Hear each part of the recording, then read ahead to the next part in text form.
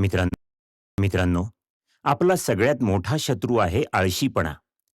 तासनतास जागच्या जागी बसून नेटवर वेळ घालवणे, काही ठोस ध्येय नसणे, स्वप्न असणे पण ती फक्त फ्रेंड्समध्ये चर्चा करण्यासाठी. यूट्यूबवर फनी व्हिडिओज बघणे, ऑनलाईन गेम्स, मित्रांबरोबर बाहेर जाणे, दिवस तसेच ढकलणे, खूप तणाव, पैसे कमवायचे असूनही या सर्व व्यर्थ विचारांना कंट्रोल करू न शकल्याने कामावर लक्ष केंद्रित करणे अवघड जाणे. डोक्यात खूप आयडियाज, प्लॅन्स असूनही दुसऱ्या दिवशी सगळा उत्साह नाहीसा होणे, हे सर्व आपल्याला आळशी ठरवते. इतरांना एखादी गोष्ट करताना बघून बहुतेकांना वाटतं की मी त्याच्यापेक्षा चांगलं करू शकतो किंवा शकते, पण त्यांना सुरुवात करण्यातच अडचणी येतात आणि ते यासाठी नशिबाला दोष देतात. पण जेव्हा याचा अतिरेक झाला, तेव्हा आपण शांतपणे बसून विचार केला पाहिजे आणि याच्यावर काही उपाय शोधून काढले पाहिजे, ज्यामुळे आपल्या आयुष्यातही चांगला बदल घडेल. अजून एक गोष्ट म्हणजे आपण मनाचा आणि मनस्थितीचा, आपल्या शरीरावर होणाऱ्या परिणामाचा अगदी जवळून अभ्यास केला पाहिजे. असे का होत असेल की काही तासांपूर्वी तुम्हाला एखादी गोष्ट करायचीच असेल आणि आत्ता तुम्हाला त्याच्याबद्दल काहीच उत्साह वाटत नसेल आणि तुम्ही लगेच निराश होऊन त्याच्यापासून पळ काढता. जेव्हा आपल्याला उत्साही वाटते तेव्हा आपल्या मनात काय घडते आणि जेव्हा आपल्याला निराश वाटते तेव्हा आपल्या मनात काय घडते, याचाही आपण अभ्यास केला पाहिजे. काही यशस्वी लोकांचा अभ्यास आणि आयुष्यातील अनुभव एकत्र करून हा शो आम्ही खास तुमच्यासाठी घेऊन आलो आहोत. हा शो ऐकून तुम्हाला असे वाटेल की हे सर्व मला आधीच माहिती असते तर. तर श्रोते हो, या शोमध्ये माझ्यासोबत असे जोडलेले राहा. भेटूयात पुढच्या भागात. तुम्हाला माहीत आहे का की तुमच्या हातात खरंच किती वेळ आहे? वेळेच्या ओघात तुम्हाला खूप काही गोष्टी करायच्या असतात, पण कधीकधी आळस, अपयशाची भीती, अतिविचार, चालढकल, कधीकधी परफेक्शनच्या मागे लागणे हे तुमच्या यशाच्या आड येत असते. आणि कधीकधी तुम्ही मानसिक किंवा शारीरिक दृष्ट्या इतके सशक्त नसता. काही लोक 12 महिन्यांपैकी फक्त 2-3 महिने खरंच कृतिशील असतात आणि अशा लोकांचा बाकीचा वेळ आळस आणि ऊर्जेचा अभाव यातच जातो. तुमच्या बरोबरही हे झाले असेल तर मग ते जिम, आहार, काम काहीही असो, तुम्हाला वाटतं की तुम्ही अगदी योग्य मार्गावर आहात, पण अचानक तुमचा आत्मविश्वास नाहीसा होतो आणि तुम्ही हार मानता. तुम्ही किती हुशार आहात हे महत्वाचं नसून तुमच्यात सातत्य किती आहे याला महत्व आहे. खूप हुशार लोकांनाही सातत्याच्या अभावामुळे अपयशाला सामोरे जावे लागते. मुख्य कारण म्हणजे तुम्ही जे करत आहात त्याच्यापेक्षा जास्त इंटरेस्टिंग तुम्हाला काही मिळाले तर तुम्ही जे करत आहात त्यातले तुमचे स्वारस्य संपते.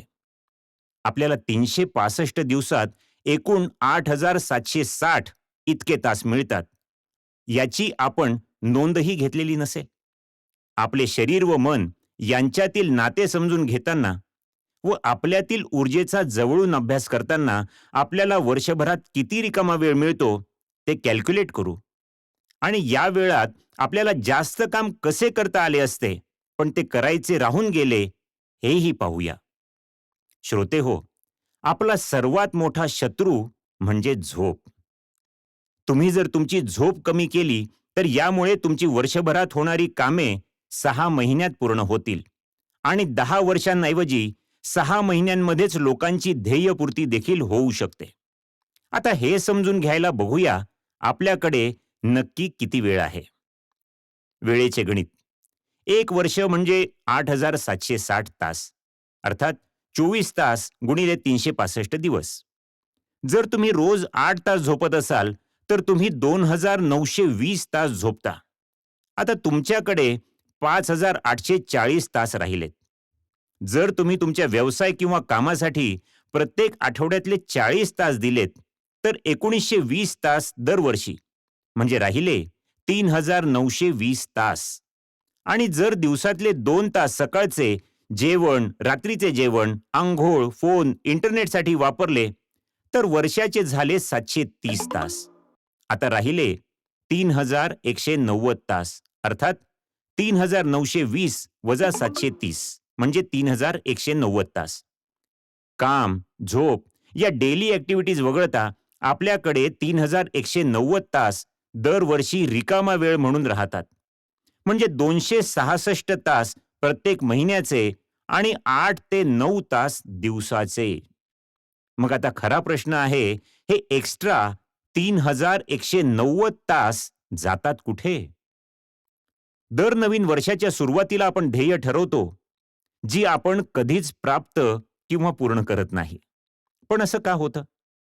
जेव्हा तुम्ही ध्येय निश्चित करता, जसं की व्यसनमुक्ती, चांगल्या सवयी, मिळकत, आनंद मिळवणे, यश मिळवणे, तेव्हा तुम्ही खूप उत्साही असता. पण जसे वर्ष सुरू होते, महिने जाऊ लागतात, तसं तुम्ही स्वतःला सांगतात, ऑल इज वेल. अजूनही खूप वेळ आहे. पण दुर्दैवाने तुमच्या लक्षात येण्याआधीच हेही वर्ष संपलेले असते. असं का होतं? तसं तुम्ही स्वतःला सांगतात, ऑल इज वेल. अजूनही खूप वेळ आहे. पण दुर्दैवाने तुमच्या लक्षात येण्याआधीच हेही वर्ष संपलेले असते. असं का होतं? कारण तुमच्याकडे पैसा, सपोर्ट नसतो आणि सगळ्यात महत्त्वाचं म्हणजे सुरुवात कुठून करावी, हे तुम्हाला माहीत नसतं. तुम्ही फक्त विचार करता, हा विचार करता करता अर्धे वर्ष निघून जाते. मग हळूहळू तुमच्या लक्षात येते की फक्त 6च महिने राहिलेत आणि काम काहीच झालं नाहीये. मग तुम्ही घाईने आहे नाही ती सगळी ऊर्जा पणाला लावून जे शक्य असेल ते करता. तुम्हाला परिणामही दिसतात. पण या परिणामांची गती खूपच कमी असल्याने तुम्ही निराश होता व तुम्हाला काही करावेसे वाटत नाही. हेच दरवर्षी होत असते. तर आपण या अतिरिक्त 3190 तासात काय केले पाहिजे? हेच आपण जाणून घेऊयात. हा शो तुम्हाला या अतिरिक्त तासात तुमची स्वप्न, ध्येय पूर्ण करण्यासाठी तुम्हाला मदत करेल. तीही तुमच्या दैनंदिन जीवनात कुठलाही बदल न करता. दरवर्षी तुम्हाला अधिक कृतिशील राहण्यासाठी नवीन आयुष्य व 8-9 तास मिळणार आहेत, याच्यापेक्षा जास्त आश्चर्यकारक काय असू शकते? हे गणित अगदी तंतोतंत पाळणे शक्य नाही. पण ते नीट समजून घेऊन त्याचे व्यवस्थापन केल्यास तुमची कार्यक्षमता खूप वाढू शकते. पण मानवी आयुष्य खूप अशाश्वत आहे, इथे काहीच निश्चित नाही. आपली कार्यक्षमता वाढवण्यासाठी लेखकाने दिलेलं एक उदाहरण बघूया. फॉर एक्झाम्पल, मग आपण असं धरू की आपण 22 पुस्तके प्रत्येक महिन्यात वाचावी. 22 नाही तर कमीत कमी 11 किंवा 5 पुस्तके प्रत्येक महिन्यात वाचावी. अजूनही तुम्हाला हे जास्त वाटते आहे का? वाचनाचं फक्त उदाहरण दिलंय, पण फक्त वाचन पुरेसं नाही. तुम्हाला कृतीही करावी लागेल. तुम्ही तुमच्या आवडीसाठी काही गोष्टी ऑनलाईन बघू शकता. तुम्ही अजूनही काही गोष्टी ट्राय करू शकता. तुम्ही पैसे मिळवण्याच्या ऑनलाईन अथवा ऑफलाईन पद्धती किंवा वेळ कारणी लावण्यासाठी तुम्हाला इतरही पद्धती माहीत असतील, तर त्यांचा वापर करून वेळ कारणी लावा. पुस्तकेच का? पुस्तक वाचनावरच का भर दिला जात आहे? कारण आज जगातील बऱ्याच यशस्वी व्यक्तींची आवड वाचन असून आजही वाचन हा त्यांच्या दैनंदिन जीवनाचा अविभाज्य घटक आहे. उदाहरण द्यायचे झाले तर JK. Rolling Harry Potter series लिहून बिलिनियर झाली. तसेच वॉरन बुफे आपल्या यशाचे श्रेय त्यांच्या अर्थशास्त्राबद्दलच्या पुस्तक वाचनाला देतात. तुमच्यातील बऱ्याच लोकांना वाचनाची आवड नसेल, पण हा शो ऐकताना तुम्हाला वाचनाचे महत्त्व नक्कीच समजेल. पुस्तक वाचन अगदी एखाद्या जादूप्रमाणे काम करते. या जगात अशी कुठलीही समस्या नाही ज्यावर काही उपाय नाही. तुमच्या प्रत्येक समस्येवर एखादं तरी पुस्तक असेलच. आतापर्यंत तुमच्या आयुष्यातील अडचणींवर मात करण्यासाठी एक तरी पुस्तक कोणीतरी लिहिलेलं असेलच. आपल्याला इतरांच्या चुकांमधून शिकता यायला हवे आणि तुम्ही हे लक्षात घेतले पाहिजे की आपली स्वप्ने साकार करण्यासाठी आपल्याकडे खूप कमी वेळ आहे.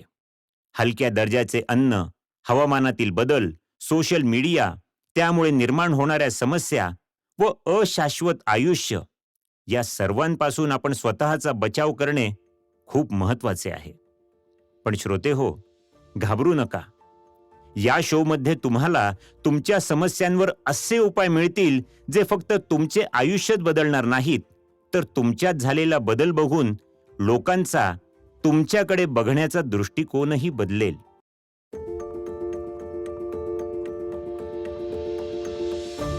आपण मागील भागात आपल्याकडे जे वर्षातले एक्स्ट्रा 3190 तास आहेत, ते नवीन गोष्टी शिकण्यासाठी, पुस्तके वाचण्यासाठी कसे कारणी लावायचे ते आपण बघितले. तसेच चुकांमधून शिकण्यासाठी आपले आयुष्य खूप कमी आहे. आपण इतरांच्या चुकांकडून शिकले पाहिजे. जर आपल्या छोट्याशा आयुष्यात आपल्याला मोठी अचिव्हमेंट हवी असेल, तर आपल्याला इतरांच्या चुकांकडून शिकावे लागेल. आता तुमच्या मनात प्रश्न आला असेल की हे अतिरिक्त तास जातात कुठे? अगदी प्रामाणिकपणे सांगायचं झालं तर बऱ्याच लोकांना माहीत नसतं की त्यांचा वेळ कुठे वापरला जातो. स्वतःच्या वेळेचे व्यवस्थापन, प्रत्येक मिनिटांची नोंद ठेवणे हे सोपे काम नाही. जरी काही दिवसांसाठी तुम्ही तुमच्या कामांची नोंद ठेवली, कॅलेंडरवर लक्ष दिलं, तुमच्या कामाचे व्यवस्थापन केले, वेळापत्रक बनवले, तरी सर्व फोल ठरेल.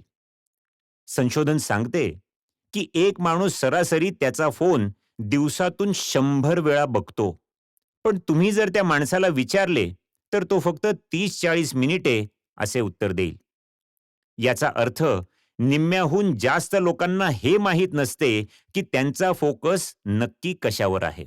जर तुमच्या लक्षात असेल की आपला फोकस कुठे आहे, आपण काल काय खाल्लं, किती वेळ काम केलं आणि हे सगळं तुमच्या सहज लक्षात राहत असेल आणि ही तुमची सवय असेल, तर तुम्ही खूप कार्यक्षम आहात.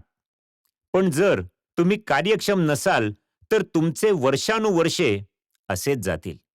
तुम्ही नवीन रिझोल्यूशन करत राहाल, पण काहीच होणार नाही. स्मार्टफोनचे व्यसन.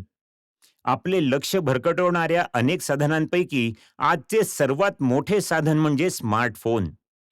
यामुळे तुमच्या आयुष्यात खूप मोठ्या प्रमाणात बाधा येऊ शकते. तुमच्या हातात जो हा स्मार्टफोन आहे, तुम्ही त्याला कंट्रोल करता की तो तुम्हाला कंट्रोल करतो? हा प्रश्न आहे.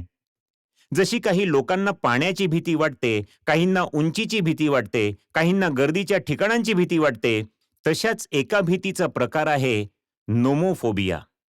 ही त्या प्रकारची भीती आहे जेव्हा तुमचा फोन तुमच्या आसपास नसतो. स्मार्टफोन्समुळे आपल्या स्मरणशक्तीचा नाश होत आहे. आजकाल कोणालाही कॉन्टॅक्ट्स लक्षात ठेवण्याऐवजी त्यांना ते फोनमध्ये सेव्ह करणं अधिक सोयीस्कर वाटतं. सर्व माहिती लक्षात ठेवण्याऐवजी आपण नोट्स काढून आणि गुगलवर बघून घेत आहोत. यामुळे आपल्या मेंदूतील स्मरणशक्तीच्या पेशी कमकुवत होत चालल्या आहेत. आज जर तुम्हाला विचारलं की कुठलाही कॉन्टॅक्ट नंबर सांगा, तर तुम्हाला खूप अवघड जाईल. पण 5-10 वर्षापूर्वी ते जरा सोपे होते. आपण मोबाईलवर गोष्टी लिहितो, रिमाइंडर, गजर लावतो, कॅल्क्युलेटर, शॉर्टकट टूल्स वापरतो. हे सर्व वापरल्याने मेंदूचा वेळ, दबाव व कष्ट कमी होतात. आज प्रत्येक डिजिटल कंपनी तुम्हाला फोनवर अशा प्रकारे गुंतवते की तुमच्या लक्षातही येत नाही की तुम्ही स्क्रीन कधी उघडली आणि तुम्ही कुठे हरवून गेलात. या सर्व कंपन्यांचा असा प्रयत्न असतो की त्यांची उत्पादने जास्तीत जास्त वापरली जावीत. तुम्हाला माहीत नाही की या मोठ्या कंपन्या कशा प्रकारे तुमच्या मनाचा, स्वभावाचा, आवडीनिवडींचा वापर करून त्यांची उत्पादने डिझाईन करतात आणि तुमचे व्यसन वाढत जाते. FB, Insta, WhatsApp, photo filter या सर्वांमुळे लोकांना निद्रानाश समस्या भेडसावू लागली आहे. तुम्ही जेव्हा ही सर्व ॲप्स वापरता, तेव्हा तुमच्या मनात डोपामाइन रसायन निर्मित होते. जसे तुम्ही सिगारेट ओढल्यानंतर तुम्हाला परत परत ओढावीशी वाटते. बऱ्याच शास्त्रांचा विश्वास आहे की सोशल मीडियाचे व्यसन दारू, निकोटीन, जुगारा इतकेच गंभीर आहे. आपण परत एकदा बोलू की जो मोबाईल तुम्ही हातात धरला आहे, तुम्ही जर त्याचा विचारपूर्वक वापर केला नाही, तर तो तुमचा ताबा घ्यायला सुरुवात करेल. गेम्स खेळणे, गरज नसताना चॅटिंग करणे, निरुपयोगी व्हिडिओज बघणे, व्हॉट्सअप स्टेटस टाकणे, सेल्फी एडिट करणे, फुटकळ बातम्या वाचणे, कारण नसताना फोन बघणे, या सर्व सवयी दारू, निकोटीन, जुगार, ड्रग्ज इतक्याच धोकादायक आहेत. तुम्हाला जेव्हा वाटेल तेव्हा तुम्ही फोन बंद करू शकता का? जर काही तास फोन बाजूला ठेवला तर तुम्ही अस्थिर होता का? झोपताना तुम्ही फोन तुमच्या जवळ ठेवता का? हो का नाही? तुमच्या मनात सारखे फोनचेच विचार असतात. हो ना? जर तुम्हाला काही मेसेज किंवा नोटिफिकेशन आले नसेल, तर तुमची चलबिचल दर मिनिटाला वाढत जाते का? स्वतःला विचारा, की दिवसातून किती वेळा तुम्ही तुमचा फोन कामासाठी वापरता आणि किती वेळा तुमचं व्यसन भागवण्यासाठी वापरता? नक्कीच याचा रेशो आहे 1:9. द सोशल डिलेमा या डॉक्युमेंटरीमध्ये सांगितले आहे, की सोशल मीडियामुळे आयुष्य कसे बदलले आहे. तुमची सर्व माहिती त्यांच्याकडे आहे. माहिती म्हणजे तुम्ही दिवसातून किती वेळा फोन वापरता, काय सर्च करता, पोस्ट कधी करता, सोशल मीडिया वापरण्याचा वेळ, कुठली पोस्ट आवडते, कुठली आवडत नाही, ही सर्व माहिती या कंपनीकडे जाते व ते या माहितीचा वापर त्यांची उत्पादने अधिक चांगली कशी होतील यासाठी करतात. अगदी आपण कसा अभिप्राय देतो त्याप्रमाणे. तुम्ही ऐकले असेल, की नजीकच्या भविष्य काळात आर्टिफिशियल इंटेलिजन्स मानवी मन कंट्रोल करेल. पण वर्तमान काळातही ते करत आहेच. FB, Google, Insta यासारख्या मोठ्या कंपन्या ही सर्व माहिती वापरतात व त्यावर अभ्यास करून त्यांची उत्पादने अधिक चांगली करण्याचा प्रयत्न करतात. जेव्हा टेक्निकल हॅकर्स व मार्केटिंग एक्सपर्ट एकत्र येतात तेव्हा ते तुम्हाला त्यांच्या तालावर नाचवतात. जर तुम्हाला फोनचे व्यसन असेल तर सावध व्हा, की ही मशीन तुम्हाला कंट्रोल करत आहेत. असो, आता मूळ विषयाकडे परत येऊ. जर तुम्ही तुमच्या फॅमिलीबरोबर जेवायला बाहेर गेलात, तर जेवण कोणीच एन्जॉय करत नाही. सगळेजण आपल्या फोनमध्ये बिझी असतात. फोनवर इतरांशी गप्पा मारणे, आपल्या बरोबरच्या लोकांकडे लक्ष न देणे इत्यादी. आपले एकमेकांकडे लक्ष नसते आणि आपल्याला त्याची जाणीवही नसते.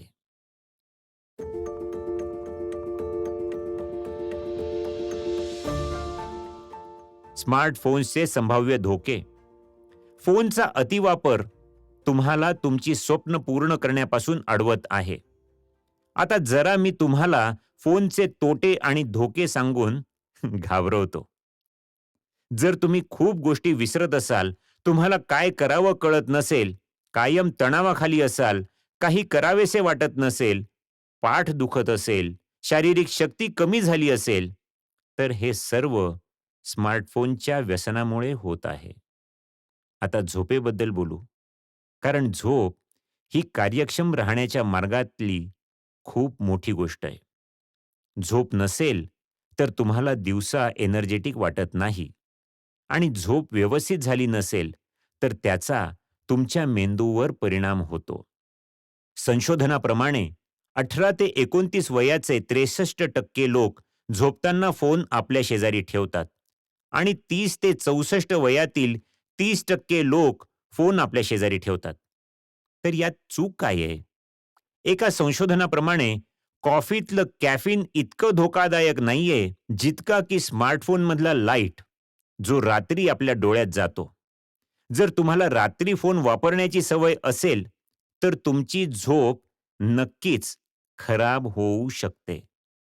निळा प्रकाश जो आपल्या फोनमधून येतो, तो आपल्या मेंदूतील मेलेटोनिन या रसायन निर्मितीला थांबवतो. त्यामुळे झोप येत नाही. झोपेचे महत्त्व लोकांच्या तेव्हाच लक्षात येते, जेव्हा त्यांना झोप येण्यासाठी झोपेच्या गोळ्या घ्याव्या लागतात. युनिव्हर्सिटी ऑफ एरिझोनामधील तज्ज्ञ सांगतात, की तुमच्या टॉयलेटच्या 10 पटीने अधिक जंतू फोनवर असतात. तुम्ही टॉयलेट नियमित स्वच्छ करता, पण फोन स्वच्छ करता का? जर तुम्हाला प्रत्येक मिनिटाला फोनला हात लावण्याची सवय असेल, तर फोन तुम्हाला आजारी पाडत आहे, ज्याची तुम्हाला जाणीवही नाही. जर कुटुंब किंवा मित्रांबद्दल बोलायचं झाले तर आपल्यात संवाद कमी होत चालला आहे. आपल्याला शेजाऱ्यांचे नावही माहीत नाही, कारण आपण फोनवरून इतरांशी गप्पा मारण्यात व्यस्त आहोत. मेरीलँडमधील संशोधनाप्रमाणे फोनच्या अतिवापराने आपण स्वार्थी झालो आहोत. सगळ्यात मोठा तोटा म्हणजे यामुळे आपली एखाद्या गोष्टीकडे लक्ष देण्याची क्षमता आणि स्मरणशक्ती संपत चालली आहे. ही क्षमता कमी झाल्यामुळे आता आपल्याला शॉर्ट व्हिडिओ प्लॅटफॉर्म म्हणजे इन्स्टा रील्स दर 20-30 सेकंदाला काहीतरी नवीन हवे असल्याची गरज निर्माण झाली आहे. 5-6 वर्षांपूर्वी एखादा 10 मिनिटांचा मजकूर सहज लक्षपूर्वक वाचता येत होता. आता 1 मिनिटही थांबून आपण वाचू शकत नाही. या प्रत्येक मिनिटाला काहीतरी वेगळं हवे असल्याच्या सवयीमुळे स्मरणशक्ती आणि मानसिक शांतता हरवली आहे. बऱ्याच जणांना याचे कारणच कळत नाही की त्यांना निराश का वाटतंय. पण या सगळ्याचा फायदा मोठ्या कंपनीला होतोय, कारण त्यांना स्वतःला फोनचे व्यसन नाही, ते त्यांच्या आरोग्याची व्यवस्थित काळजी घेतात. पण आपण नाही. सिगारेट विकणारा सिगारेट ओढतोच असं नाही. म्हणून सावध व्हा. जर तुम्ही तुमच्या प्रकृती व आरोग्याची अशीच हेळसांड करत राहिलात तर तुम्ही कितीही यशस्वी असा, कितीही फेमस असा, तुमच्याकडे कितीही पैसा असू दे, तुमचा जोडीदार खूप प्रेमळ आणि काळजी घेणारा असू दे, जर तुमचे आरोग्य तुमच्या हाताबाहेर गेले तर तुम्ही यातली कुठलीही गोष्ट एन्जॉय करू शकणार नाही. म्हणून फक्त यशस्वी होण्यासाठी प्रयत्न न करता आपल्या वाईट सवयी सुधारण्यासाठीही प्रयत्न करा. टिप: स्मार्टफोन सेटिंगमध्ये जाऊन तुम्ही रोज प्रत्येक ॲपवर किती तास घालवता ते बघा. पण मित्रांनो, तुम्हाला तुमचं स्मार्टफोनचं व्यसन कमी करायचं असेल तर FB, इन्स्टा रील्सच्या ऐवजी कुकू FM वर पुस्तकं ऐका. तर श्रोते हो, लेझीनेस तुमच्या स्वप्नपूर्तीच्या वाटेतील सर्वात मोठा अडथळा या शोमध्ये माझ्यासोबत असेच जोडलेले रहा. भेटूया पुढच्या भागात.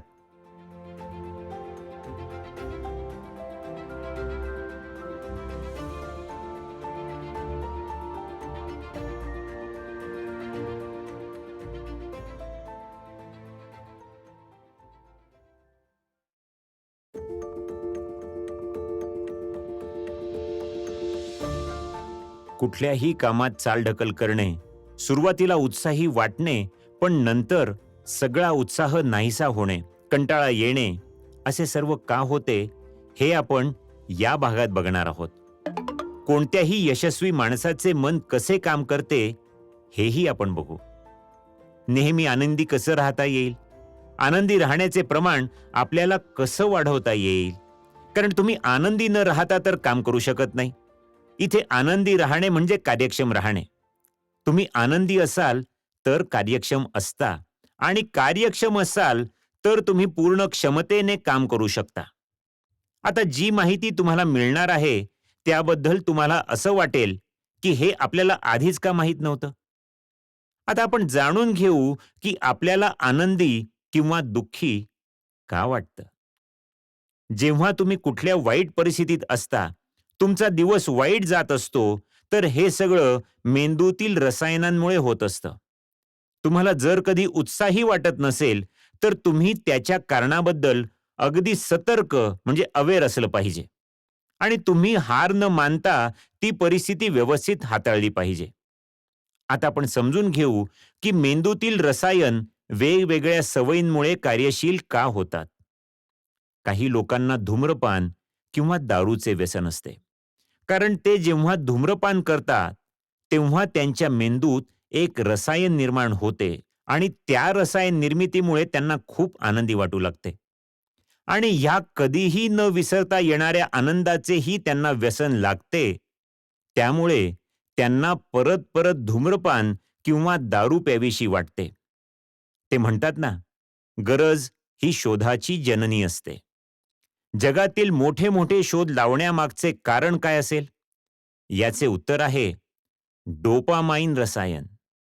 जेव्हा आपल्याला आनंदी, उत्साही वाटतं, तेव्हा आपल्या मेंदूत या रसायनाची निर्मिती होते आणि हे रसायन आपल्या मेंदूला या गोष्टी करण्यासाठी आणि अजून उत्साही वाटण्यासाठी प्रवृत्त करते. प्रत्येकाला वाटतं, की आपण आनंदी असावं. आपण या आनंद मिळवण्याच्या शर्यतीत धावत आहोत. आपण हा आनंद मिळवू शकतो, ते सुद्धा स्वतःला काही इजा न करता. हे आपल्यावर अवलंबून आहे.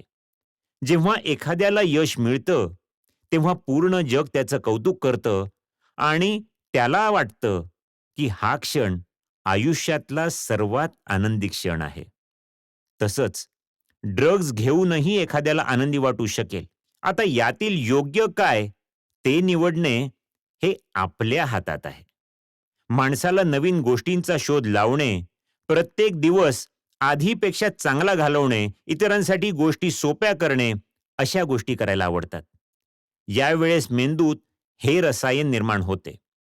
समजा एक कवी जेव्हा त्याचं पुस्तक किंवा कविता पूर्ण करतो, तेव्हा त्याच्या मनात काहीतरी मिळवल्याची भावना निर्माण होते. आता समजा आपल्या मेंदूत ही रसायन निर्मिती होत नसती, तर आपल्याला चांगलं वाटलं नसतं का? आज प्रत्येक माणसाला वाटतं, की आपण काहीतरी मिळवावं, आपलं कौतुक व्हावं. तर या सर्व कौतुक आणि यशाच्या मागे डोपामाइन हे रसायन आहे. जेव्हा तुम्ही गेम खेळता, तेव्हा तुम्ही प्रत्येक दिवशी स्वतःत सुधारणा करता.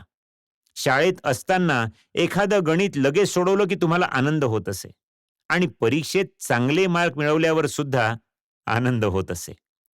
हा आनंद म्हणजेच ते डोपामाइन रसायन. आनंद म्हणजे काय? आनंद ही मनाची अशी अवस्था आहे, जेव्हा तुम्ही समाधानी, यशस्वी, लकी, मदत करणारे, सुरक्षित असता. जगातील प्रत्येकाला आनंद हवा आहे, पण आनंद मिळवण्याचा प्रत्येकाचा मार्ग वेगळा आहे. ही अवस्था मिळवण्यासाठी 4 रसायने मदत करतात. डोपामाइन, सेरोटोनिन, ऑक्सिटोसिन, एंडॉर्फिन्स या रसायनांची पातळी कमी जास्त झाल्यामुळे प्रत्येक परिस्थितीत वेगळ्या भावना निर्माण होतात. काही चांगले काम करणे, कौतुक होणे, एखादी गोष्ट इतरांना मिळवून देणे, गेम खेळणे, पार्टी करणे, हे आनंद मिळवण्याचे वेगवेगळे मार्ग आहेत. तुम्ही पाहिले असेल, की तुम्ही जेव्हा एखादी गोष्ट चांगली करू लागता, तेव्हा तुम्हाला ती गोष्ट करण्याबद्दल अजून उत्साह वाटतो. गाणे म्हणणे, चित्र काढणे, लिहिणे, शिकणे इत्यादी. उदाहरणार्थ एखाद्या लेखकाने एक पुस्तक लिहिले, ते त्याने स्वतःच परत वाचल्यावर त्याला ते खूप आवडले. त्यामुळे त्यांनी त्याचे अनेक भाग लिहिले. मग ते पुस्तक खूप लोकप्रिय झाले. त्याच्या अनेक कॉपीज निघाल्या. तो लेखक खूप लोकप्रिय झाला आणि इतरांची त्याच्याकडे रांग लागली. अशा प्रकारे एखादा कलाकार किंवा लेखक पुढची कृती करायला सक्रिय होतो, ते डोपामाइन रसायनामुळे. जेव्हा तुम्ही एखादी गोष्ट करता, पण कोणी तुमचे कौतुक करत नाही, तुम्हाला हवा तसा परिणाम मिळत नाही, तेव्हा तुम्ही हार मानता. कारण तुमचा मेंदू हे रसायन निर्माण करत नाही. कल्पना करा, की जर ही रसायने नसती, तर काय झालं असतं? असं होतं ना, की कधी-कधी तुम्हाला अभ्यास करावासा वाटत नाही. कधी-कधी वाटतो, कधी बाहेर जावंसं वाटत नाही, कधी जावंसं वाटतं. हे सर्व हार्मोन्समुळे होतं. आता आपण बघूया, की या रसायनाची निर्मिती कशी वाढवली पाहिजे. मेडिटेशन. तुम्ही ध्यानधारणेबद्दल खूप ऐकलं असेल. ते एकाग्रता वाढवून तणाव कमी करतो, ज्यामुळे या हार्मोनची निर्मिती होते. संशोधनाप्रमाणे 1 तास ध्यानधारणा केल्यावर या रसायनाची निर्मिती 64% वाढते. मन शांत होते, उत्साह वाढतो. व्यायाम. व्यायामाचा परिणाम तुमच्या शरीरावरच नाही, तर मूड आणि मेंदूवरही होतो, हे किती जणांना माहिती आहे? व्यायामाने ताण, आळस कमी होतो. एंडॉर्फिन व डोपामाइनची निर्मिती झाल्यामुळे मेंदूची कार्यक्षमता व मूड सुधारतो. झोप. जर तुम्ही झोपण्यापूर्वी फोन, ऑनलाईन गप्पा, चित्रपट बघणे, लिहिणे, गाणे अशा गोष्टी केल्या, तर या रसायनाची निर्मिती होते व आपल्याला झोप लागत नाही. आपण जागे राहतो. आपल्याला त्याचा त्रास होतो आणि दिवसा झोप येते. याचाच अर्थ झोपण्यापूर्वी या रसायनाची निर्मिती कमी झाली पाहिजे. म्युझिक. तुम्हाला अनुभव असेल की एखाद्या क्लबमध्ये जेव्हा जोरजोरात म्युझिक वाजत असते, तेव्हा तुम्हालाही उत्साही वाटते. काहींना झोपताना गाणी ऐकायला आवडतात, काहींना काम करत असताना, काहींना मूड चांगला करायला. तुम्ही समजा एखादा भीतीदायक, फनी, भावनाप्रधान, रोमॅन्टिक मूव्ही बघत असाल, तर त्याप्रमाणे तुमच्या मनात भावना निर्माण होतात, त्या या रसायनामुळेच. पौष्टिक आहार. सर्वात शेवटी तुम्ही काय खाता? कारण जे तुम्ही खाता तसेच तुम्ही असता. तुमच्यासाठी काय चांगलं, काय वाईट, काय बरोबर, काय चूक हे तुम्हाला आधीच माहिती असेल. तुमची आई किंवा आहार तज्ज्ञ यांनी तुम्हाला आधीच शिकवले असेल. म्हणून पौष्टिक आहार खूप महत्वाचा आहे. पौष्टिक आहार घेण्यासाठी तुम्हाला तुमच्या मनावर नियंत्रण ठेवायला लागेल. पण थोडक्यात मेंदू कंट्रोल करणं हे खूप अवघड आहे. पण एकदा त्याच्या मागचं कारण समजलं की निराशा कमी करून आनंद वाढवणं खूप सोपं आहे.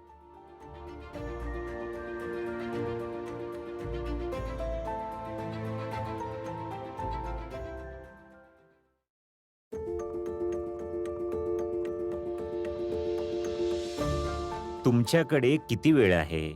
तुमचा वेळ कुठे जातो? तुमची ऊर्जा व उत्साह या महत्वाच्या वेळेत कार्यक्षमतेने कसा वापरायचा? हे सर्व आपण बघितलंय. आता प्रश्न आहे की या मिळालेल्या वेळेत नक्की काय करायचं? बरं तर म्हणजे आपल्याकडे वेळ आहे खरा, आपल्याकडे साधने आहेत, पण सुरुवात कशी करायची? त्यांच्यावर काम कसं करायचं? बरं चला आता. बोलणं खूप झालं. आता प्रत्यक्ष आपल्या ध्येयावर काम करू. पहिल्यांदा पाहू की ध्येय कसे निश्चित करावे, मग त्याची सुरुवात कशी करावी. सगळ्यात मोठा आणि अवघड भाग म्हणजे सुरुवात कशी करायची. एकदा तुमच्या मेंदूला कौतुक करून घेण्याची सवय लागली की उत्साह टिकून राहतो. कुठे सुरुवात करायची हे माहीत नसल्यामुळे खूप लोक चालढकल करतात. ध्येय निश्चित केल्यावर सुरुवात कशी करायची हा चर्चेचा खूप मोठा विषय आहे. ध्येय ठरवण्यासाठी एक मोठी आणि कॉम्प्लिकेटेड प्रक्रिया नाहीये. तर अगदी सोप्या पद्धतीवर आपण चर्चा करणार आहोत. म्हणतात ना, सोप्या गोष्टी जास्त काळ टिकतात. जितका तुमचा अनुभव जास्त असेल, तितकी तुम्हाला गोष्टी समजून घ्यायला सोपे जाते. म्हणून सोप्या गोष्टी करायला सगळ्यात अवघड आहेत असं समजलं जातं. फिल्म मेकिंग प्रोसेसचे उदाहरण समजायला अगदी सोपे आहे आणि तुम्ही ते उदाहरण वापरून तुमची ध्येय प्राप्त करू शकता. तुमचे ध्येय कितीही मोठे असू देत, ते एक्झाम्पल वापरून तुम्हाला ते मिळवता येईलच. आधी फक्त एक विचार, मग व्हिडिओ, ऑडिओ, म्युझिक आणि हे सर्व एकत्र केल्यावर पूर्ण होणारा चित्रपट म्हणजेच ध्येय. तुम्ही तुमच्या ध्येयाबद्दलही असाच विचार करा. तुमच्या कल्पना लिहून काढा आणि तुम्ही त्या कशा साकार करणार आहात ते लिहून काढा. यामुळे खूप फरक पडेल. तुम्हाला एक निश्चित दिशा मिळेल. जर हे इतके महत्वाचे नसते, तर लेखकाने चित्रपटाची कथा लिहून का काढली असती? तुमचे मन म्हणजे अभिनेता आणि तुम्ही म्हणजे दिग्दर्शक. तुमच्या मनाला ड्रायव्हरचे सीट घेऊ देऊ नका. तुमच्या आयुष्याचा लगाम हातात घ्या, नाहीतर तुमचा चित्रपट आणि आयुष्य एक डिझास्टर होईल. तुमच्या ध्येयाचे छोटे छोटे भाग करा. प्रत्येक भागावर स्वतंत्रपणे काम करा. मग कन्फ्युजन होणार नाही.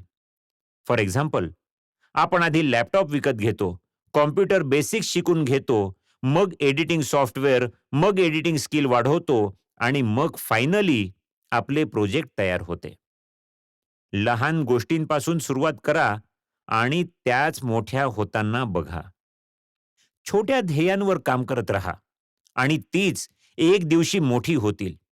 छोट्या स्टेप्स म्हणजे जसे चेहऱ्यावरील हावभाव, आवाजाचा चढ उतार, संवाद, देहबोली इत्यादी. मग या छोट्या स्टेप्स एकत्र करून थोडे पेपरवर्क करून तुम्हाला परिणामांची कल्पना येईल. उदाहरणार्थ, फिल्म मेकिंग हे सुरुवातीला खूप अवघड वाटू शकते. पण याच छोट्या स्टेप्समध्ये म्हणजे प्री प्रोडक्शन, प्रोडक्शन आणि पोस्ट प्रोडक्शन असे विभागल्यास ते आपल्याला सोपं वाटू लागतं. श्रोते हो, आता तुम्ही निश्चिंत असाल कारण तुमच्याकडे एक ब्लूप्रिंट तयार आहे. आता सर्व लिखित स्वरूपात असल्याने काही विसरण्याची व त्यामुळे अस्वस्थ होण्याची काहीच गरज नाही. आता मुद्दा येतो प्रत्यक्ष सुरुवात करण्याचा. त्यासाठी आता तुम्ही यशस्वी होण्याच्या सर्व टिप्स घेऊन तयार आहात. जर तुम्ही हा मुद्दा विसरलात तर एक दिवस ही माहिती तुम्ही सर्व विसरून जाल आणि तुमच्या आयुष्यात काहीच फरक पडणार नाही. म्हणून सुरुवात करणं हे तुमच्याच हाती आहे. तर श्रोते हो, भेटूया पुढच्या भागात आणि बघूया की आपल्याला नेमकी सुरुवात कशी करता येईल.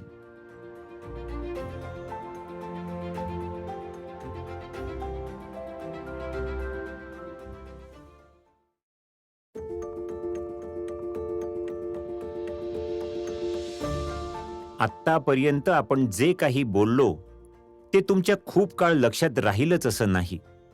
त्यामुळे ते प्रत्यक्ष जीवनात वापरायला सुरुवात करा.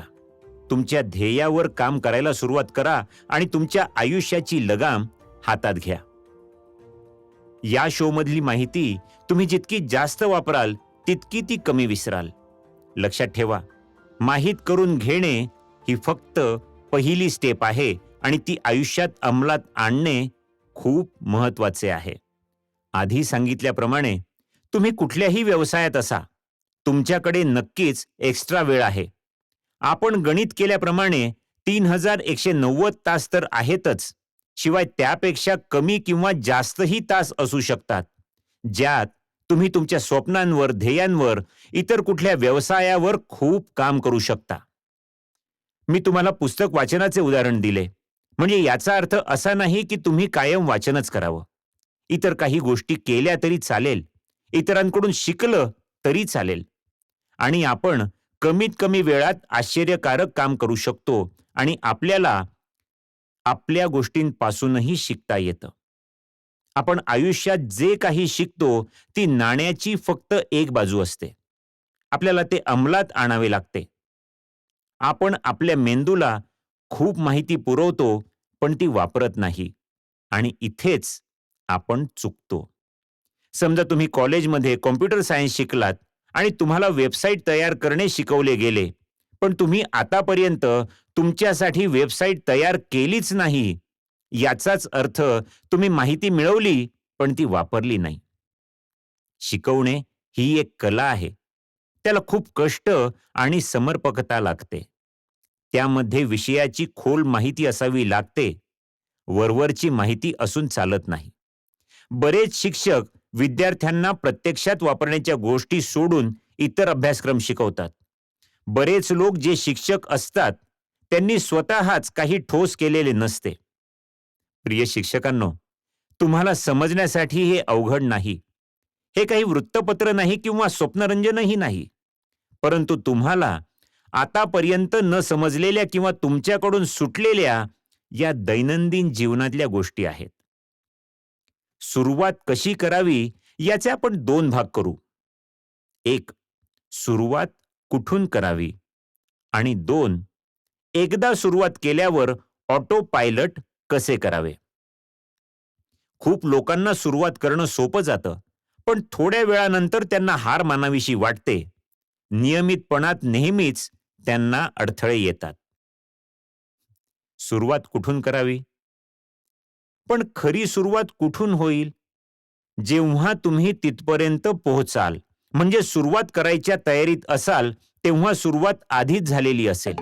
सुरुवात होणे म्हणजे अर्धे काम झाल्यासारखेच आहे. आपण आधी बोललो त्याप्रमाणे जर तुमच्याकडे फक्त 6 महिने शिल्लक असतील तर तुम्ही चालढकल करणे, गजर लावणे, गोष्टी विसरणे अशा गोष्टी कराल का? जेव्हा तुमच्या लक्षात येते की थोड्याच महिन्यात आपला मृत्यू होणार आहे, तुम्हाला रिस्क घ्यायची भीती वाटत नाही. तुम्ही चालढकल करत नाही. तुम्ही परफेक्शन बद्दल काळजी करत नाही. तुम्ही कुठल्या विशिष्ट गोष्टीसाठी न थांबता तुमच्याकडे जे आहे ते वापरून सुरुवात करतात. सुरुवात न करण्याचे सगळ्यात मोठे कारण काय आहे? तर तुम्ही चालढकल करता, म्हणजे तुम्ही त्याबद्दल विचार करत राहता, पण कृती करत नाही आणि तुम्हाला ते करायची जास्त गरजही वाटत नाही. आता जास्त विचार न करता सुरुवात कशी करावी आणि याची गरज काय आहे? जेव्हा तुम्ही जास्त खाता, हळूहळू तुमच्या लक्षात येतं की आपण जास्त खात आहोत. जेव्हा तुम्ही जास्त बोलता, हळूहळू तुमच्या लक्षात येतं की आपण जास्त बोलत आहोत. पण जेव्हा तुमच्या डोक्यात अतिविचार करण्याचा किडा शिरतो, तेव्हा तुम्हाला कळतही नाही की काहीतरी प्रॉब्लेम आहे. तुम्ही हा जास्त विचार करण्याचा प्रॉब्लेम कसा सोडवणार?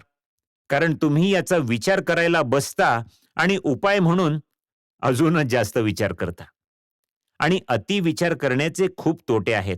म्हणजे निराश वाटणे, थकवा येणे, कारण तुमच्याकडे तुमच्या स्वप्नांवर काम करायला पुरेशी ऊर्जा नसते. आता आपण काही टिप्स बघू, ज्या अतिविचारापासून वाचवण्यासाठी आपल्याला वापरता येतील. आधी तुम्हाला हे समजून घेतले पाहिजे, की जेव्हा अतिविचार करण्याबद्दल आपण बोलतो, तेव्हा सकारात्मक, नकारात्मक विचार असं काही नसतं. दोन्ही वेळेस अतिविचार करणे हा प्रॉब्लेमच असतो. लोकांच्या मते मनात जर खूप काळ नकारात्मक विचार असतील, तर ते धोकादायक असतं. पण खूप जास्त सकारात्मक विचारही चांगले नसतात. जसं की खूप पैसा मिळवणे, मोठे घर, खूप संपत्ती. जर तुम्ही याबद्दलच बोलत राहिलात, तर तुमच्याकडे तुमच्या ध्येयावर काम करण्यासाठी पुरेशी ऊर्जा राहणार नाही. सकारात्मक आणि नकारात्मक दोन्हीही विचार अति होऊ शकतात. असं म्हणतात की विचारी असाल तर विचार तुमच्या मनात येणारच. तुम्ही जेव्हा अतिविचार करायला लागता, तेव्हा तुम्हाला विचारांपासून वेगळं करण्याचा उत्तम मार्ग म्हणजे आता याबद्दल विचार करणं गरजेचं आहे का, यावर काम करणं गरजेचं आहे, असा प्रश्न सतत स्वतःला विचारल्याने तुम्हाला योग्य दिशा मिळेल. जो प्रश्न विचारतो तोच प्रगती करतो. मग जेव्हा तुम्ही हा प्रश्न स्वतःला विचारता, तुम्हाला उत्तर मिळतं की आत्ता काम केलं पाहिजे. मग तुमच्या लक्षात येतं की आत्ता काम करणे गरजेचे आहे. विचार नंतरही करता येईल. जेव्हा तुम्ही काही चूक करता किंवा तुम्हाला कुठल्या गोष्टीबद्दल अस्वस्थ वाटतं, तेव्हा स्वतःला विचारा की कुठली गोष्ट आपल्या भविष्यावर जास्त परिणाम करेल. तुम्ही आता जी गोष्ट करत आहात ती, का ज्याचा विचार करत आहात ती? तुम्हाला उत्तर मिळेल की काम करत राहण्यापेक्षा इतर काहीही महत्वाचं नाही. तुमचे भविष्य हे तुम्ही कशाचा विचार करता याच्यापेक्षा कृती काय करता यावर अवलंबून आहे. शिवाय तुम्ही असा विचार करता की आपण जेव्हा सुरुवात करू, तेव्हा सर्व गोष्टी जुळून येतील. म्हणजे कामगार, वेळ, मूड इत्यादी. पण विश्वास ठेवा, यातलं काहीच घडत नाही आणि जरी घडलं तरी त्याला खूप उशीर होतो. तुम्ही ते पुढे ढकलता कारण तुम्हाला पहिल्यांदाच उत्तम प्रभाव पाडायचा असतो. पण विचार करा, काहीच प्रभाव न पडण्यापेक्षा थोडा कमी प्रभाव पडलेला कधीही चांगला. फक्त सुरुवात करा. ते चांगले आहे की नाही याची काळजी करू नका. ते नंतर दुरुस्त करता येईल. तुमची सुरुवात जर चांगली झाली नसेल, तर ती नंतर सुधारता येईल. पण सुरुवात करा. ती उद्यावर ढकलू नका. उद्या कधीच उगवत नाही किंवा येत नाही. एकदा सुरुवात केल्यावर ऑटो पायलट कसे करावे? आपण आधी कौतुक आणि डोपामाइन रसायन निर्मितीबद्दल या शोमध्ये बोललो आहोत. हे रसायन ठरवते की हे काम किती नियमितपणे करायचे आहे. आत्मविश्वास न गमावता, कारण जेव्हा तुम्हाला परिणाम मिळत राहतात, तुम्ही कष्ट थांबवत नाही आणि जोपर्यंत तुम्ही प्रगती करत आहात, या रसायनाची निर्मिती होत राहते आणि त्यामुळं आपण ऑटो पायलट मोडमध्ये जातो. तुम्हाला कामाचे परिणाम मिळतात, तुमचा आत्मविश्वास वाढतो आणि परिणाम मिळत असल्यामुळे तुम्ही जास्त चांगलं काम करता. अशा प्रकारे याची साखळी तयार होते. तुम्हाला हे अजून जास्त चांगले समजेल जर तुम्हाला डोपामाइन रसायन निर्मिती आणि मेंदू यांच्यातील क्रिया समजली असेल. तुमच्या या मेंदूच्या प्रक्रियेवर विश्वास ठेवा. आणि तुमच्या आयुष्यात त्या गोष्टी आणायला सुरुवात करा ज्या तुम्हाला नेहमीच हव्या होत्या. आणि नक्कीच तुम्ही अशा गोष्टी करू लागाल ज्यांची तुम्ही कधी आधी कल्पनाही केलेली नव्हती. तुम्हाला खूप ऊर्जावान व उत्साही वाटेल. आपल्या आयुष्यात एवढा आनंद का आहे याचं तुम्हाला आश्चर्य वाटेल. तुम्ही लोकांना हे सांगणं थांबवणार नाही की तुम्हाला इतकं सकारात्मक आणि आत्मविश्वास का वाटतोय.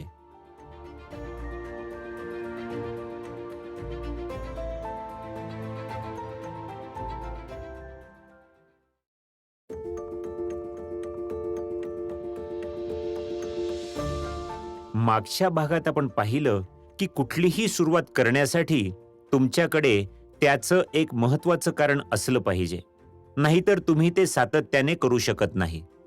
तुमची काम सुरू ठेवण्याची इच्छा कमी होते आणि सुरुवातीला असणारा उत्साह नाहीसा होतो.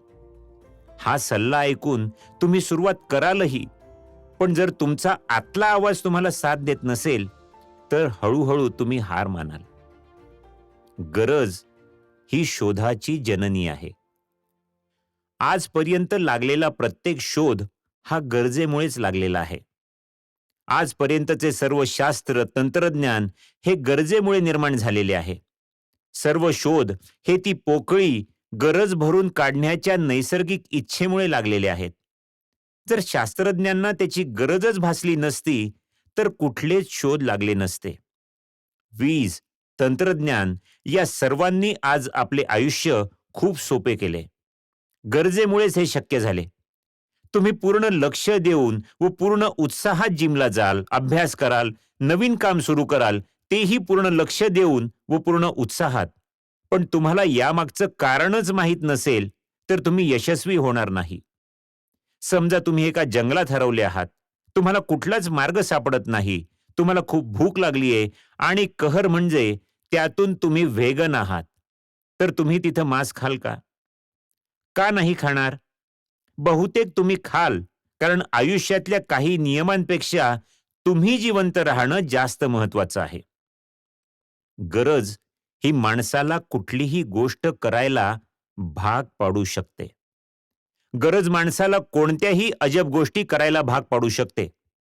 आज तुम्हाला अनेक श्रीमंत माणसे दिसतील जी आधी खूप गरीब परिस्थितीत राहत होती. गरिबी, साधनांची कमी आणि एक चांगले आयुष्य लोकांना देण्याची इच्छा हे त्यांच्या कष्टांमागचे मुख्य कारण होते. समजा जर तुम्हाला काहीही कारण नसताना काही लोकांशी भांडायला सांगितले तर तुम्ही नाही भांडणार. पण जर हेच लोक पुढे जाऊन तुमच्या कुटुंबाला इजा करणार आहेत हे समजल्यावर तुम्ही त्या लोकांचा सामना कराल व त्यांच्यापासून स्वतःच्या कुटुंबाचे रक्षण कराल. हो ना? कोणतेही ध्येय पूर्ण करण्यासाठी तुम्हाला एका ठोस कारणाची गरज असते. जर तुम्ही अभ्यास करत असाल तर असे समजा की हा अभ्यास तुम्हाला भविष्यात नक्की उपयोगी पडेल.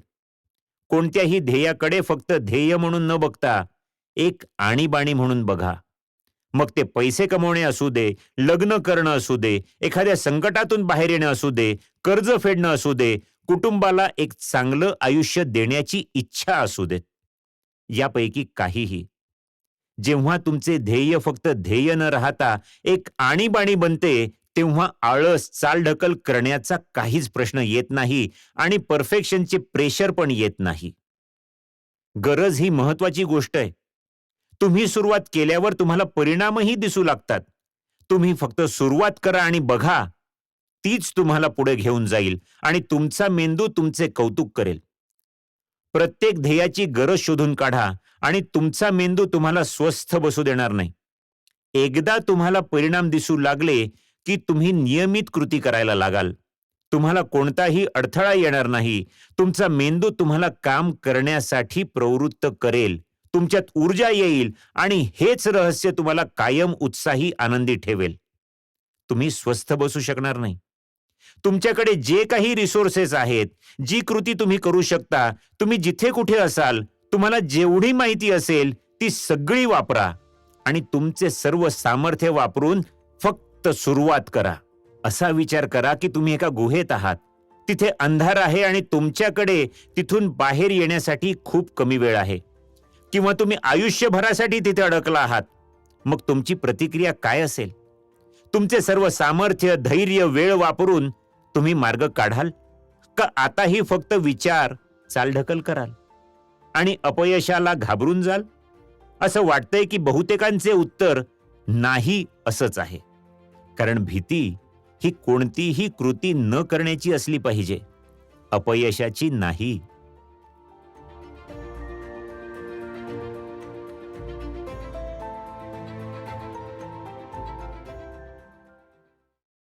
आळशीपणावर मात करण्यासाठी येथे 8 टिप्स आहेत, ज्या तुम्हाला आळशी आणि चांगल्यासाठी अप्रवृत्त होणे कसे थांबवायचे ते दर्शवेल. 1. आपण मूळतः आळशी नाही हे लक्षात घ्या. 2. आळशीपणाची खरी कारणे जाणून घ्या. 3. एक साध्या पण शक्तिशाली प्रश्नासह दृष्टिकोन मिळवा. 4. आपल्या आंतरिक प्रेरणांशी कनेक्ट व्हा. 5.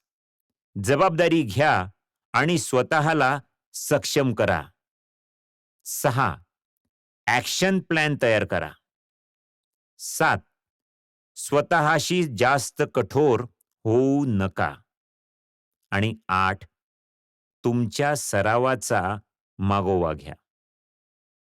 स्टेप 1. लक्षात घ्या की तुम्ही मुळातच आळशी नाही, पण तुमचे बिहेवियर आहे. वर्षानुवर्ष एका विशिष्ट पद्धतीने जगल्यावर मी तसाच आहे असा विचार करणे सामान्य आहे. पुनरावृत्ती होणाऱ्या वर्तणुकीमुळे सवयी निर्माण होतात आणि आपल्या सवयी आपल्या जीवनाची स्थिती ठरवतात. परंतु आपण कोण आहोत हे त्या परिभाषित किंवा डिफाईन करत नाहीत. सर फॉवेल बक्स्टन, पहिले बॅरोनेट आणि 18व्या शतकातील ब्रिटिश राजकारणी सांगतात की आळस लोकांमध्ये वाढतो तो एका पातळ जाळ्यापासून सुरू होतो आणि लोखंडी साखळ्यांच्या रूपात संपतो. या लोखंडी साखळ्या आपलाच भाग असल्यासारखे वाटू शकतात, परंतु त्या नाहीत. त्या फक्त साखळ्या आहेत आणि आपण त्या काढू शकता. असो, पण लोखंडी साखळ्यांपेक्षा जाळे काढणे कधीही सोपे नाही का? दुसऱ्या शब्दात, तुम्ही जितके जास्त आळशी वागता तितके उत्पादक आणि समाधानी बनणे अधिक चॅलेंजिंग असू शकते. परंतु हे पूर्णपणे शक्य आहे. तर जर तुम्ही आळशी नसाल तर हा आळशीपणा येतो कुठून? स्टेप 2. आळशीपणाची कारणे जाणून घ्या. तुम्ही स्वतःला विचारत राहता का, मी इतका आळशी आणि अप्रवृत्त का आहे? तसे असल्यास हा शो तुमच्यासाठी आहे. आळशी होणे कसे थांबवायचे हे शिकत असताना आपण कशाच्या विरोधात आहात हे आपल्याला माहीत असणे आवश्यक आहे. असं दिसून येते की आळशीपणाची अनेक कारणे आहेत. लॉरा डी मिलर, LCSW, एक परवानाधारक मानसोपचार तज्ज्ञ आणि मनोविश्लेषक, यांच्या मते आळस ही एक अतिवापर केलेली टीका आहे, एक कॅरेक्टर जजमेंट, जे आपल्याला चालढकल, आळशीपणा दूर करण्यास काहीच मदत करत नाही. मिलरचा विश्वास आहे की आळशीपणाची 7 मुख्य कारणे आहेत. 1. अपयशाची भीती. 2. यशाची भीती. 3. लाज. 4. अपेक्षांची भीती. 5. संघर्षाची भीती. 6. कौतुकाची गरज. आणि 7. नैराश्य. मित्रांनो, पुढच्या भागात आपण पुढील स्टेप्सवर सविस्तरपणे बोलूया. मी आळशी का आहे, पार्ट 2. स्टेप 3. साध्या प्रश्नासह दृष्टिकोन मिळवा. एकदा आपण आळशीपणाची कारणे आणि लक्षणे ओळखल्यानंतर आता आपल्या मानसिकतेवर कार्य करण्याची वेळ आली आहे. प्रारंभ करण्याचा एक चांगला मार्ग म्हणजे स्वतःला विचारणे, मी बदल केला नाही तर 1 वर्ष, 2 वर्ष, 5 वर्ष आणि 10 वर्षात माझं आयुष्य कसं असेल? हा एक आश्चर्यकारकपणे अस्वस्थ आणि भीतीदायक प्रश्न असू शकतो. तुम्हाला कदाचित जाणवेल की तुम्ही तुमची ध्येय कधीच साध्य करू शकणार नाही. कदाचित तुम्हाला याची उत्तरे पाहून थोडी भीती वाटेल. तथापि आपण आळशी होणे थांबवू इच्छित असल्यास हा प्रश्न बदलाची आवश्यकता स्पष्ट करण्यास मदत करू शकतो. तो स्वतःला सुधारण्यासाठी निकडीची भावना निर्माण करण्यास मदत करू शकतो. स्टेप 4, तुमच्या इनर मोटिव्हेशनशी कनेक्ट व्हा. आता तुम्हाला काय व्हायचे नाहीये हे तुम्ही ओळखले आहेत आणि तुम्हाला कोणत्या प्रकारचे जीवन हवे आहे हे आता ठरवण्याची वेळ आली आहे. यासाठी तुम्ही तुमच्या आंतरिक प्रेरणा म्हणजे इनर मोटिव्हेशनशी कनेक्ट व्हा. Be your on boss. Step 5, जबाबदारी घ्या आणि स्वतःला सक्षम करा. या टप्प्यावर आपण कुठे आहात आणि आपल्याला काय व्हायचे आहे याची स्पष्ट समज असणे आवश्यक आहे. आता तुम्हाला हव्या असलेल्या जीवनासाठी तुम्ही कार्य करण्यास सुरुवात करण्यापूर्वी तुम्हाला तुमच्या जीवनावर नियंत्रण ठेवणे आवश्यक आहे. तुम्ही किती सक्षम आणि शक्तिशाली असू शकता हे लक्षात ठेवण्यासाठी. पण आपण हे कसे करू शकतो? हे अगदी सोपं आहे. तुमच्या भविष्याची जबाबदारी घ्या. तुम्ही कुठे आहात, तुमचे जीवन कसे आहे किंवा तुम्हाला भूतकाळात किती वाईट वागणूक मिळाली याने काही फरक पडत नाही. हे तुमचे जीवन आहे, त्यामुळे ते सुधारण्यासाठी तुम्ही जबाबदार आहात. जसे उद्योजक आणि लेखक स्टीफन आर कोवे सांगतात की मी माझ्या परिस्थितीचे उत्पादन नसून मी माझ्या निर्णयांचे उत्पादन आहे. स्टेप 6, ॲक्शन प्लॅन तयार करा. आळशी होणे थांबवण्याचे बरेच वेगवेगळे मार्ग आहेत. त्यामुळे तुम्हाला हव्या असलेल्या जीवनात नेव्हिगेट करण्यासाठी रोडमॅप तयार करणे आवश्यक आहे. तुम्हाला काय करण्याची आवश्यकता आहे हे शोधण्यासाठी तुम्ही ज्यांची प्रशंसा करतात त्या लोकांकडून प्रेरणा घ्या. ते यशस्वी होण्यासाठी आणि आनंदी राहण्यासाठी काय करतात, ते काय सुचवतात हे समजून घ्या. छोटी सुरुवात करा. Start small. तुम्ही सकाळची दिनचर्या तयार करू शकता. व्यायाम करण्यास सुरुवात करू शकता, ध्यान करण्यास प्रारंभ करू शकता किंवा रनिंग, धावपळ करू शकता. तुम्ही जे काही ठरवता ते साधे ठेवा आणि एकाच वेळी खूप काही करण्याचा प्रयत्न करू नका. एकदा तुम्ही योजना तयार केली की सातत्याने कृती करण्यावर लक्ष केंद्रित करा. कारण निष्क्रियतेमुळे शंका आणि भीती निर्माण होते. कृतीमुळे आत्मविश्वास आणि धैर्य निर्माण होते. जर तुम्हाला भीतीवर विजय मिळवायचा असेल तर घरी बसून विचार करू नका. बाहेर जा आणि व्यस्त व्हा. स्टेप 7, स्वतःशी जास्त कठोर होऊ नका. Be kind to yourself. आळशी होणे कसे थांबवायचे हे तुम्हाला शिकायचे असेल तर तुम्ही आत्मकरुणेचा सराव केला पाहिजे.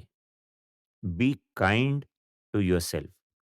याचा अर्थ असा की जर तुम्ही चूक केली, थोडा वेळ वाया घालवला किंवा विलंब थांबवू शकत नसाल तर स्वतःला डिस्करेज करू नका. निगेटिव्ह सेल्फ टॉक केवळ तुमच्या भावनांना दाबेल, ज्यामुळे तुम्ही आळशी वागू शकता. तुम्ही अशाच प्रकारे 100 वेळा गडबड केली असल्यास काही फरक पडत नाही. तुम्ही त्यावेळी त्यांच्याकडून शिकण्याशिवाय आणि या क्षणी ते धडे लागू करण्याशिवाय काहीही करू शकत नाही. म्हणून स्वतःचे मूल्यमापन करण्याचा सराव करा. आशा आहे तुम्हाला हा शो आवडला असेल.